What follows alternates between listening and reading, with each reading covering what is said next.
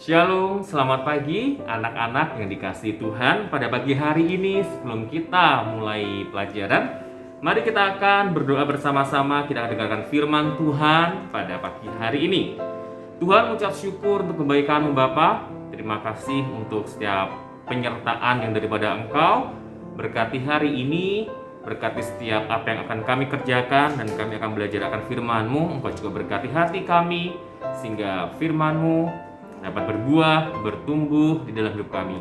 Terima kasih Bapa, di dalam nama Tuhan kami Yesus. Haleluya, amin. Amin, selamat pagi semua sekali lagi. Dan tema pada bulan hari ini adalah peduli dan saling menghargai. Nah, saudaraku akan buka di dalam Filipi pasal kedua, di ayat yang keempat. Sekali lagi, Filipi pasal 2 di ayat yang keempat. Nah, ini saudaraku, secara nggak sengaja ada Alkitab, ternyata saya buka berbahasa Jawa. Oke, nggak masalah ya. Baik, di Filipi pasal 2 ayat yang keempat, saya akan bacakan untuk anak-anak sekalian. Lan saben wong aja mung mikir marang kabutuhane dhewe, nanging elinga uga marang kabutuhaning liyan. Sepindah malih nggih. Filipi pasal 2 di ayat yang keempat. Lan saben wong aja mung mikir marang kabutuhane dhewe, nanging elinga uga marang kabutuhaning liyan. Nah, anak-anak yang dikasihi Tuhan, pada perkembangan remaja, biasanya nih, remaja ini anak-anak dulu ya. Di masa anak-anak, biasanya anak-anak tuh egonya tuh tinggi. Masih SD itu kan ya, misalnya nggak boleh pinjem dong punya aku gitu ya. Kalau misalnya dulu lagi ini ya, offline ya, jadi kalau misalnya tempat duduknya dikasih batas, mejanya dikasih batas, kemudian kalau mau pinjem nggak boleh gitu-gitu. Nah, itu masih anak-anak SD. Mulai egoisnya tinggi, keegoisannya tinggi. Kemudian masa-masa SMP. Nah, masa-masa SMP sudah mulai selfishnya itu sudah mulai agak turun ya. Tingkat egoisnya agak turun. Tetapi ingat ya, bahwa hidup ini kita perlu yang namanya orang lain di dalam hidup kita. Yang pertama, kita nggak bisa hidup sendiri dalam dunia ini, ya kan? Dan ini penting banget. Mungkin kita tanpa menyadari bahwa seringkali kita hanya memikirkan kebutuhan kita sendiri. Seringkali kita hanya memikirkan akan kepentingan kita sendiri. Nah, tetapi firman Tuhan dalam Filipi, ini adalah surat Paulus, Rasul Paulus kepada jemaat di kota Filipi. Dikatakan ada sebuah pesan untuk masyarakat di Filipi pada saat itu, anak-anak ya. Dikatakan, ini dalam bahasa Jawa lagi ya. Lan saben wong aja mung mikir marang kabutuhan dhewe, dan setiap orang jangan memikirkan apa? Memikirkan kebutuhannya sendiri. Nanging elinga uga marang kabutuhaning liyan, tetapi ingat juga akan kebutuhan orang lain. Nah, anak-anak, hari ini kita belajar bersama-sama bahwa sekali lagi saya katakan, kita hidup tidak sendiri, kita hidup perlu orang lain. Nah, saat kita butuh orang lain, tentu saja kita juga berpikir tentang orang lain juga. Bukan kebutuhan kita sendiri yang kita tonjolkan, atau keinginan kita sendiri yang kita utamakan.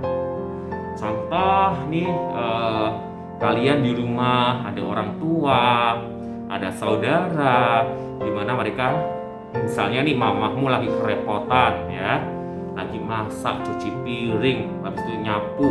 Nah, kalian lihat kayak gitu cuma diem gitu ya. Lihat di sekitarmu ada apa sih? Apa yang mereka butuhkan? Oh, mereka butuhkan sebuah bantuan. Oh, mamaku lagi repot nih. Oke, kita bantu. Ma, bantu nyapu ya, atau ma, bantu cuci piring ya, puji Tuhan ya, kalau mau cuci piring. Nah, itu anak-anak. Kenapa Rasul Paulus memberi surat kepada jemaat Filipi? Karena saya yakin dan percaya ada pesan di dalamnya, supaya setiap kita, sekali lagi, supaya setiap kita tidak mementingkan diri sendiri, supaya setiap kita peduli akan orang lain, peduli akan kebutuhan orang lain. Kalau orang lain susah, kita hibur. Kalau orang lain butuh pertolongan, kita akan tolong. Ya. Nah, apalagi di masa-masa pandemi seperti ini anak-anak. Di masa-masa seperti ini, kita tahu banyak hal kena dampaknya, ya kan, dari segi ekonomi, pendidikan, kena dampaknya. Suatu kali terlihat ya, satu pulang dari sekolah itu sekitar jam 3, kadang jam 4 sore. Nah, beberapa kali iya, 2 kali kalau nggak salah, satu ketemu di jalan gitu ya, ada seorang bapak-bapak udah tua, dia tuh jualan sapu lidi sama jualan sapu lidi, betul, sama ini sapu lantai, sapu ubin gitu ya, itu bahasa Indonesia sapu apa itu. Nah, itu bapak udah tua, dia jalan itu ditanjakan anak-anak, ditanjakan di jalan raya gitu ya. Suatu kali, pertama kali terlihat gitu kan ya, karena tanjakan, jadi kan saya mengendara itu agak kencang gitu kan ya, agak kencang, akhirnya cuma sekilas gitu ya. Nah, yang kedua kali saya mulai perhatikan lagi, ada bapaknya lagi gitu. Terus pada waktu itu saya mau berhenti nggak bisa, kan kalau sore hari tuh macet kan, apalagi di daerah-daerah tertentu tuh macet, udah tanjakan macet nggak bisa. Pikir saya mau tolong dia dengan beli barang dagangannya kayak gitu ya. Nah, udah 2 kali nih. Ini hati udah nggak enak ya, maksudnya saya mau tolong nih. Ini bapak udah tua. Terus anak-anak habis itu saya nggak sengaja. Nah, itu di hari Sabtu kalau nggak salah. Nah, kebetulan di hari Sabtu saya lagi santai gitu kan ya. Satu pulang ke rumah. Emang jalannya agak lengang, anak-anak agak lengang gitu. Nah, setiap jam-jam segitu, jam-jam 4 sore itu dia jalan kaki di tanjakan itu, di jalan raya gede gitu ya. Terus dari jauh nih mulai kelihatan karena saya jalannya agak santai. Kemudian saya berhenti agak di depannya, nunggu bapaknya datang. Kemudian saya beli barang dagangannya. Terus ada sisa lebih gitu ya. Menurut saya itu hal yang buat saya pribadi itu bukan jumlah yang banyak, tetapi yang buat saya kaget dan saya agak malu. Maksudnya gini loh, bapaknya itu menjulurkan tangannya gitu kan ya. Kan kita nggak boleh jabat tangan kan. Saya tuh mau ngasih tos gitu ya. Ternyata yang tahu apa yang bapaknya ini kerjakan, ternyata saya pikir kan mau salaman terima kasih itu enggak. Bapaknya itu ternyata tangannya keangkat gini, itu ternyata saya sudah gini, tos gini mau gini ya. Ternyata bapaknya menengadah ke atas. Terus kalian tahu, saya kan kaget kan, gini, bapaknya begini, ngapain sih? Ternyata tahu, bapaknya ini mendoakan saya. Mendoakan lah dengan bahasanya, dengan kepercayaannya. Buat saya, ya waktu saya kaget, agak geli ya kan sama tos gini kan. Tapi bapaknya tangannya ke atas, ternyata doanya gini gitu loh. Buat saya itu hal yang sepele, buat saya pribadi yang sepele. Dengan memberkati bapak ini hal sepele dengan jumlah yang menurut saya sedikit lah sepele, tapi respon si bapak ini benar-benar sampai mau doain saya, terima kasih. Kemudian dengan mengucapkan kata-kata berkat menurut kepercayaannya dia dan bahasanya si bapak ini. Dan itu membuat saya, ternyata apa yang kita kerjakan, hal yang kecil sekalipun, yang menurut kita kecil, yang kita kerjakan buat orang lain, itu belum tentu kecil buat orang lain, ya kan? Belum tentu kecil buat orang lain, dan buat orang itu ya hal sesuatu yang besar. Nah, kadang kita mau istilahnya memikirkan ya, kita mau memikirkan seperti Rasul Paulus katakan di sini di jemaat Filipi dikatakan, jangan pikirkan kepentinganmu sendiri, jangan pikirkan kebutuhanmu sendiri, masih ada orang-orang sekelilingmu yang kamu pikirkan. Mungkin kita berpikirnya kalau kita memikirkan orang yang di sekitar kita hal yang besar, ya kan? Hal yang besar, hal yang gede, yang amazing gitu. Ternyata dari pengalaman saya, dari sesuatu yang kecil itu, menurut saya kecil, tetapi di mata orang lain itu sesuatu yang besar buat mereka, sebuah pertolongan yang besar. Itu perenungan pribadi buat saya. Jadi anak-anak, hari-hari ini gak cuma hari-hari ini aja ya pastinya, kita belajar bahwa mari kita sama-sama tidak memikirkan diri kita sendiri. Lihat di sekeliling kita siapa yang perlu ditolong. Lihat di sekeliling kita kebutuhan apa yang perlu mereka tolong. Dimulai dari keluarga sendiri.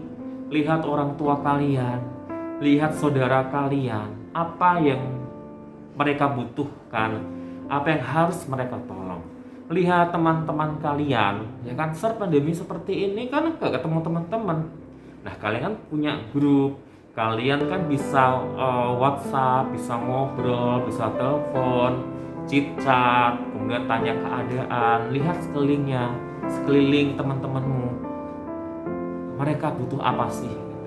Berikan yang menurut kalian bisa berikan, walaupun menurut kalian itu kecil. Berikan apa yang bisa kalian berikan, walaupun menurut kalian itu kecil, tetapi belum tentu itu kecil buat mereka. Bahkan sebuah pertolongan yang besar buat mereka. Sekali lagi saya mau bacakan di dalam Filipi pasal yang kedua. Sekali lagi Filipi pasal yang kedua di ayat yang keempat. Saya akan baca dalam bahasa Jawa. Lan saben wong aja mung mikir marang kabutuhane dhewe, nanging elinga uga marang kabutuhane liyan. Dan mari setiap kita tidak memikirkan akan kebutuhan kita sendiri, tapi mari kita mulai memikirkan kebutuhan orang-orang di sekitar kita. Dimulai dari mana?